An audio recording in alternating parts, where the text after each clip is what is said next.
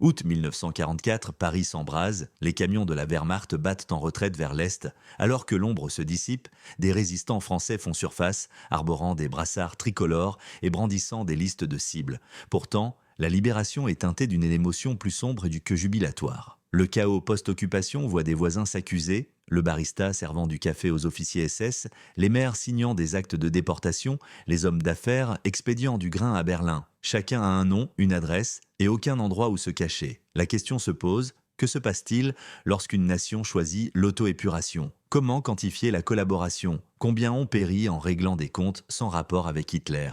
D'août 1944 à décembre 1946, les historiens estiment que la purge sauvage a coûté la vie à entre 9 000 et 10 000 Français. Cette période, dépourvue de procès et de possibilités d'appel, était plutôt marquée par les cordes, les balles et les places des villages. Le nombre est vérifié grâce au recensement des cadavres par les services de renseignement américains et au rapport des préfets français, conservés dans les archives départementales, mais ces meurtres ne brossent que un tableau partiel. Si vous appréciez l'histoire détaillée de la Seconde Guerre mondiale comme celle-ci, pensez à vous abonner pour bénéficier de notre soutien continu. Veuillez également préciser votre localisation. Ce texte, méticuleusement documenté et factuel, s'inspire de l'histoire de l'Empire de Robert Harron et des archives départementales françaises. Passons maintenant à l'histoire. Pierre Laval anticipait la catastrophe imminente. En juillet 1944, le Premier ministre de Vichy rédigeait des lettres aux banques suisses et incinérait des documents dans son bureau du Châtel d'Or. L'homme qui avait serré la main d'Hitler à Montoire commença à recevoir des avertissements de sa propre police.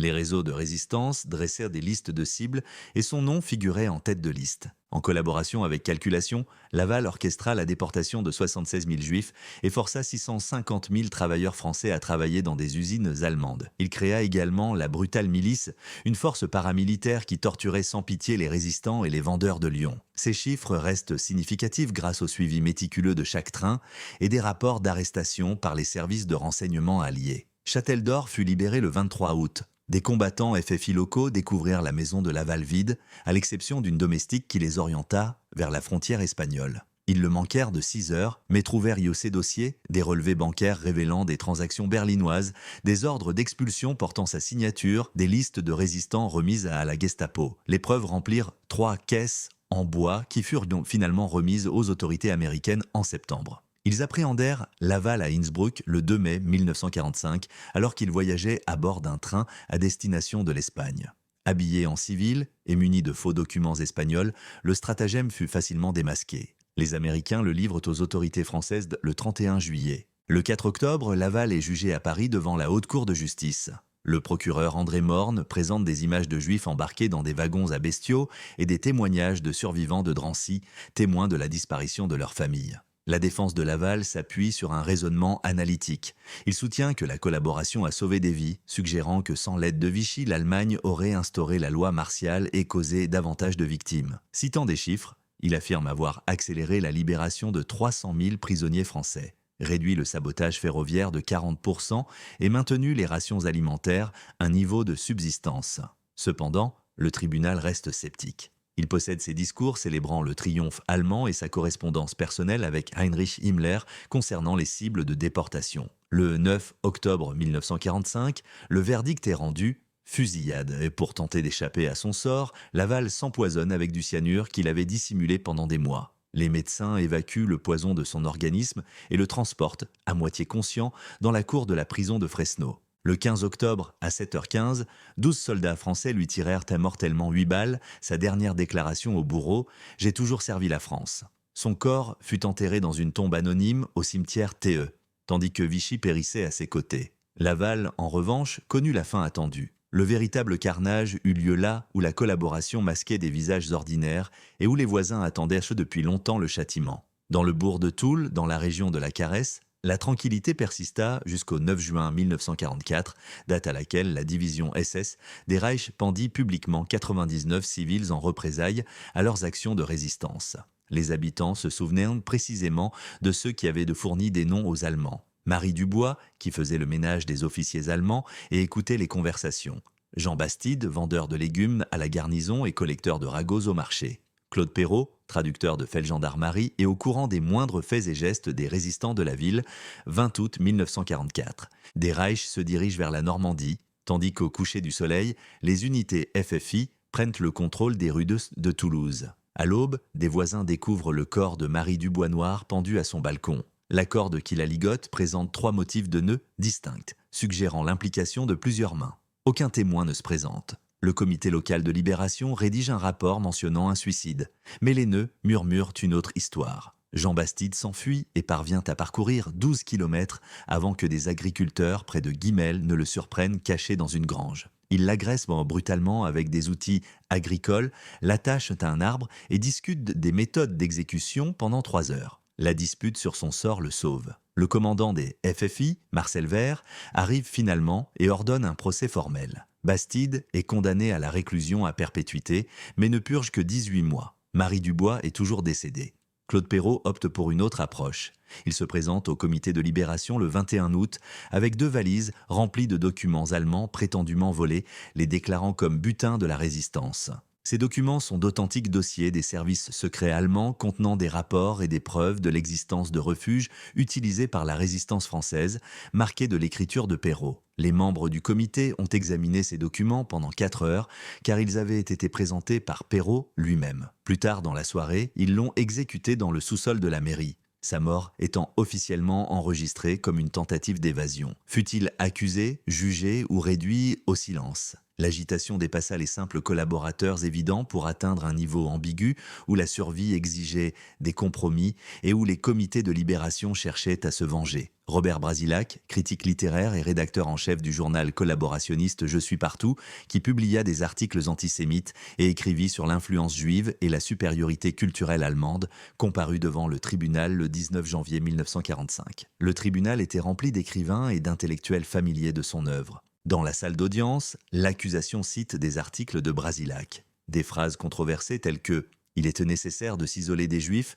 quartier par quartier, sans en garder aucun parmi nous » et « L'antisémitisme n'est pas une innovation allemande, c'est un aspect crucial de la santé publique ». Ces citations résonnent dans la salle d'audience avec un silence inquiétant. L'équipe juridique de Brasilac conteste ces propos au nom de la liberté littéraire, affirmant que ces propos n'ont pas directement entraîné de décès. Cependant, le procureur Marcel Raboul présente les témoignages de familles juives qui ont subi des pertes après que des articles de Je suis partout ont révélé leur quartier. Le 25 janvier, la condamnation à mort a été prononcée. En réaction, les associés littéraires de Brasilac ont lancé une campagne de pétition, recueillant des signatures de François Mauriac, Jean Cocteau et d'autres auteurs de renom. Ils soutiennent que l'exécution d'intellectuels pour des paroles plutôt que pour des actes ne distingue pas la France de l'Allemagne nazie.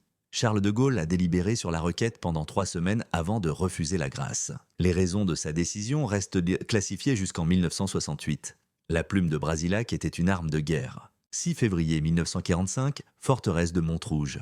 Brasilac refuse un bandeau sur les yeux et demande une poignée de main à chaque bourreau. À 6h25, 12 soldats tirent. Seules 5 balles atteignent leur cible. Les fusils restants contenaient des balles à blanc, conformément à la procédure d'exécution française. Brasilac rend son dernier soupir en récitant des vers de Pierre Corneille. Son dernier manuscrit, un roman relatant le sort des prisonniers français en Allemagne, est aussitôt brûlé par les bourreaux. Le monde littéraire se divise face à cette exécution, certains y voyant une rétribution pour trahison intellectuelle, d'autres une vengeance contre une collaboration éloquente qui a embarrassé les résistants restés silencieux. Ce débat a fait la une des journaux américains. Le magazine Time a publié le portrait de Brasilac avec la légende « Les mots tuent ». Les mots, les balles, la justice. Cependant, les pelotons d'exécution étaient des ressources privilégiées, confinés aux grandes villes dotées de tribunaux militaires et de tribunaux d'instance. Dans la France rurale, des comités locaux rendaient rapidement la justice avec des outils rudimentaires. Normandie, août 1944. Les divisions de la Wehrmacht se replient vers la Seine, abandonnant les auxiliaires français qui avaient occupé des postes administratifs allemands, escorté les patrouilles allemandes et servi d'interprètes aux commandants allemands. Nombre d'entre eux tentent de retourner à la vie civile, mais certaines localités entretiennent des rancœurs tenaces et une tolérance limitée. Lucienne Delacroix rangeait les bureaux allemands du camp et tapait des rapports pour le commandant local. Ses voisins remarquèrent ses vêtements récemment acquis et sa nourriture abondante en période de famine généralisée. Ils observèrent également les membres de la résistance appréhendés suite aux raids allemands. 15 août, le comité de libération de Cayenne émet un mandat d'arrêt contre elle. Elle est retrouvée morte dans sa cellule 3 heures plus tard. Le gardien affirme qu'elle s'est suicidée, mais la corde était attachée à l'extérieur des barreaux de la cellule. Marcel Hewitt accompagna les patrouilles allemandes dans le bocage au sud de Bayeux, les aidant à localiser les dépôts d'armes et les refuges de la résistance. Sa connaissance de la situation locale permit la mort de 17 membres de la résistance et la capture de 34 entre février et juin 1944, 20 août. Des villageois de sa ville natale l'expulsent de force de sa maison, l'attachent à une charrette et l'exposent publiquement dans les villages voisins pour dissuader les assaillants. À Tracy-sur-Mer, ils s'arrêtent au cimetière et le forcent à creuser sa propre tombe. Des témoins racontent aux enquêteurs américains que Hewitt était encore vivant lors de son inhumation. André Coutan vendait des marchandises au marché noir aux soldats allemands, se faisant payer en nourriture, cigarettes et informations sur les opérations de résistance. Sa boutique d'Isigny servait de centre de renseignement allemand officieux où la collaboration se faisait passer pour du commerce. 22 août, des combattants FFI découvrent du matériel radio-militaire allemand caché, ainsi que des photos et des listes d'adresses de résistants au sous-sol de sa boutique. Ils assassinent Coutan sur le pas de sa porte. Sa femme découvre le corps à l'aube, criblé de 12 blessures blessées par balle. Si vous appréciez ce genre d'histoire documentée de la Seconde Guerre mondiale, abonnez-vous. C'est le moyen le plus efficace de soutenir notre travail. N'hésitez pas à indiquer depuis quelle ville vous écoutez. Ce récit s'appuie sur des recherches tirées de Le syndrome de Vichy d'Henri Rousseau et des rapports du renseignement militaire américain. Poursuivant le récit, les purges les plus sévères ont eu lieu dans des zones où la collaboration était à la fois étroite et ouverte, des quartiers où leurs compatriotes prospéraient sous la domination allemande tandis que les familles de résistants souffraient. Prenons l'exemple de la milice, une force de police paramilitaire créée par Vichy en janvier 1943 pour traquer les résistants en utilisant des méthodes dépassant celles des forces de l'ordre classiques. Composée d'environ 30 000 hommes en uniforme noir ornés de croix celtiques, elle soumettait des citoyens français à la torture dans des cellules souterraines avant de les livrer à la Gestapo pour déportation. Joseph Darnan la commandait depuis le quartier général de Lyon, où les services de renseignement américains découvrirent peu plus tard de nombreux documents relatant leurs activités. La milice laissa des traces, fière de ses actions, envoyant à Vichy des rapports mensuels détaillant les interrogatoires, les armes confisquées et les résistants capturés. Ils documentèrent leurs victimes et amassèrent des trophées de résistance.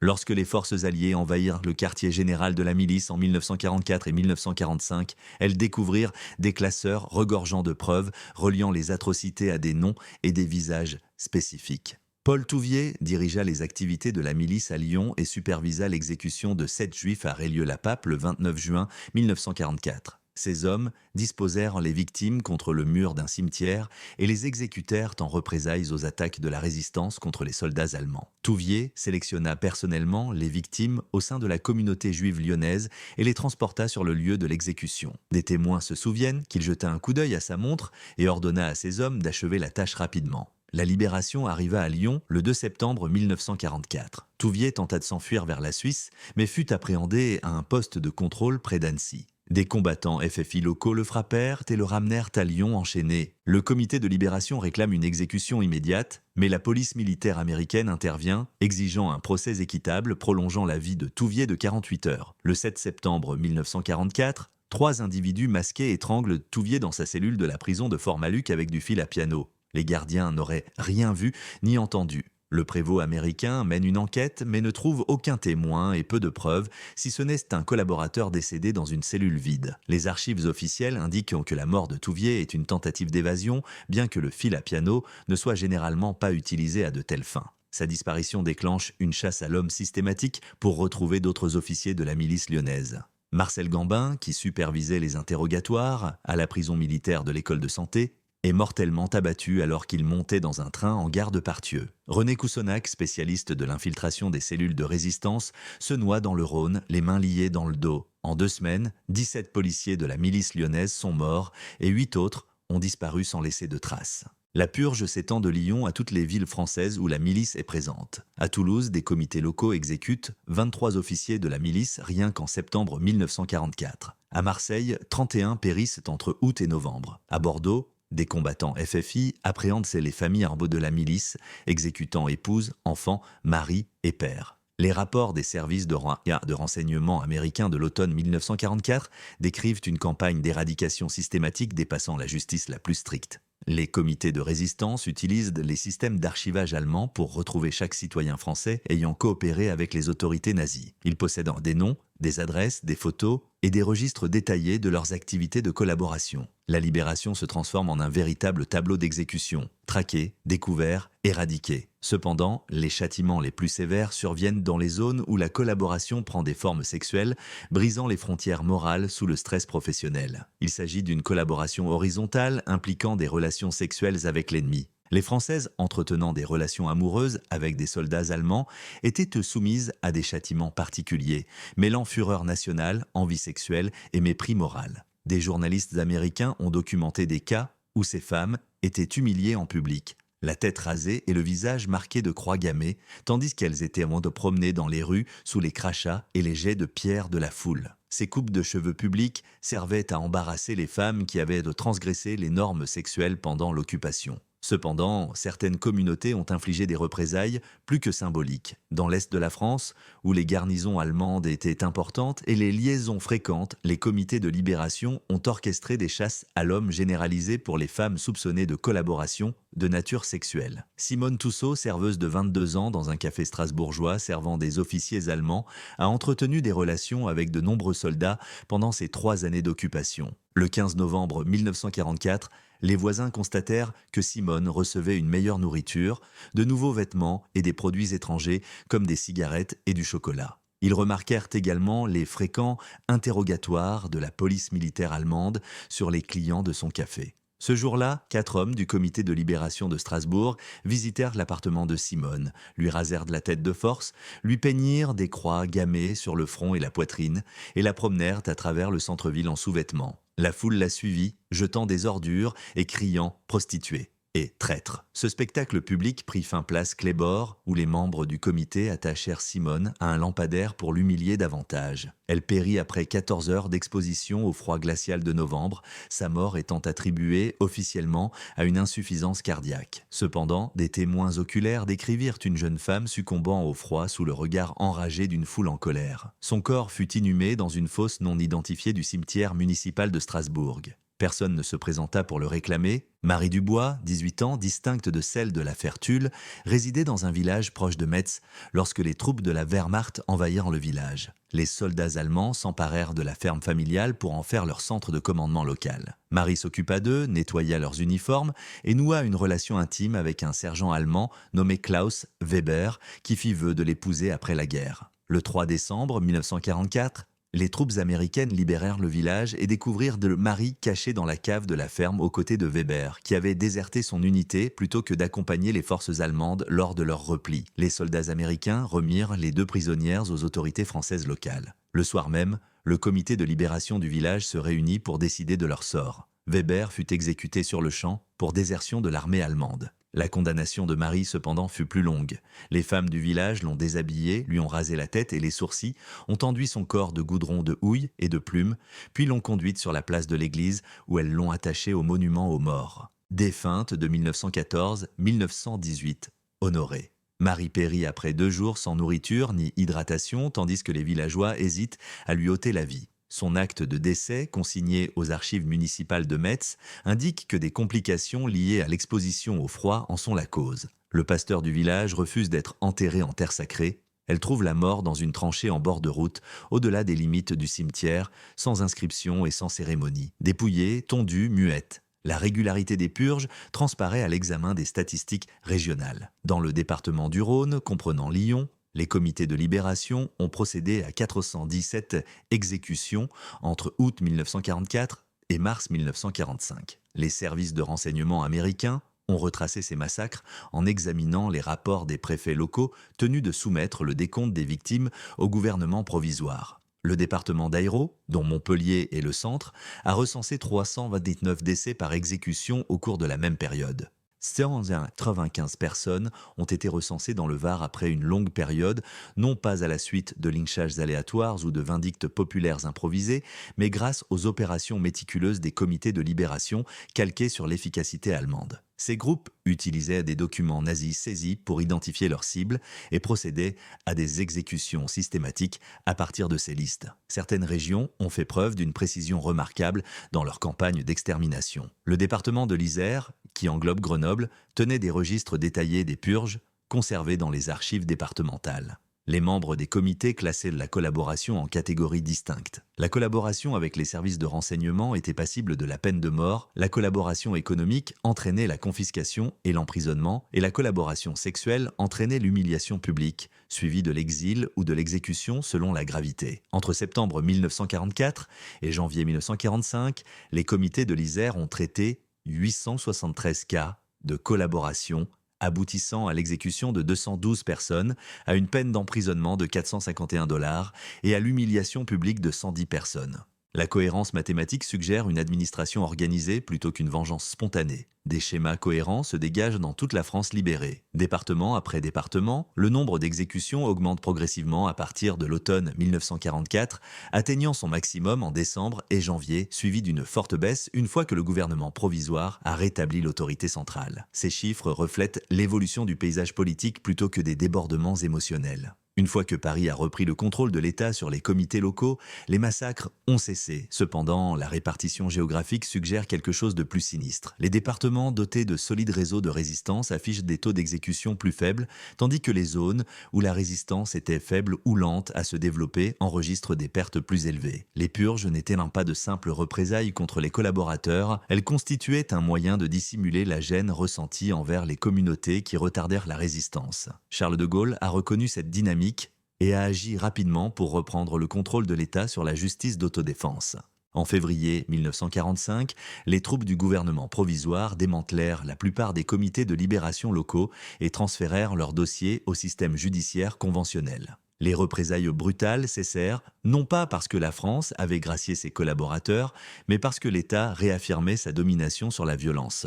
Le passage de la justice populaire à des procédures légales révéla toute l'ampleur de la collaboration et les difficultés d'évaluation des culpabilités dans les régions occupées. Les tribunaux officiels traitèrent de plus de 300 000 affaires de collaboration entre 1944 et 1951, ne condamnant qu'environ 77 000 personnes et en exécutant 768. La grande majorité des collaborateurs échappèrent à la justice qui remplaça les lynchages. Nombre de ceux qui avaient été condamnés à mort par les comités de libération furent condamnés à des peines de prison, à des amendes ou à l'acquittement par des juges qui comprenèrent les complexités de la survie sous l'occupation. La loi se montra plus clémente que la corde. Les procès officiels révélèrent également des vérités dérangeantes sur le mythe entourant la résistance. De nombreux individus soupçonnés de collaboration aidèrent des Juifs à échapper à des résistants cachés ou fournirent des renseignements aux forces alliées, tout en coopérant publiquement avec les autorités allemandes. Le paysage éthique pendant l'occupation était complexe, les nuances de culpabilité et d'innocence étant floues. Il est remarquable de constater que certaines victimes d'exécutions tristement célèbres étaient des agents doubles clandestins, diffusant des informations à des groupes de résistance tout en travaillant apparemment pour les forces allemandes. Pierre Bonny, ancien inspecteur de police chargé des renseignements pour les Allemands à Paris, facilita également l'évasion d'agents alliés par le biais de réseaux clandestins et alerta les familles juives des raids à venir. Cependant, les comités de libération le condamnèrent pour sa collaboration ouverte, ignorant ses efforts de résistance clandestine. L'ironie cruelle de ces purges résidait dans le fait que de nombreux collaborateurs échappèrent à toute sanction, tandis que des cas ambigus perdirent de la vie. Contrairement aux hauts fonctionnaires comme René Bousquet, qui coordonnèrent les déportations juives de Vichy